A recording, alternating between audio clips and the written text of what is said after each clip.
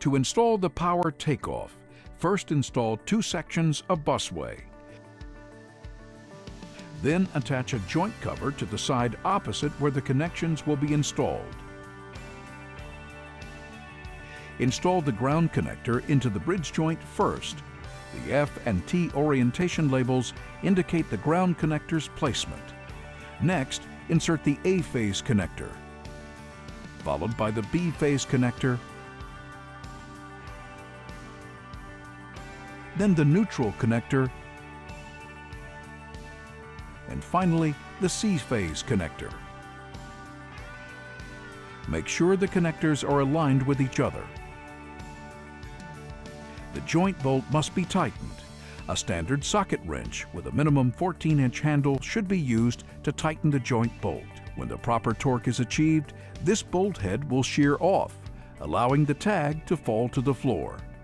After the connectors are inserted into the bridge joint, the power takeoff box can be assembled. To assemble, attach the ground bottom half of the box to the ground side of the busway. Next, attach the neutral bottom half to the neutral side of the busway.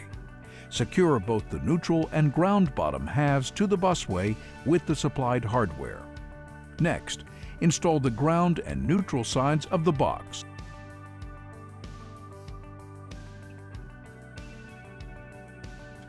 After the sides are secure, install the top of the box and the end cover.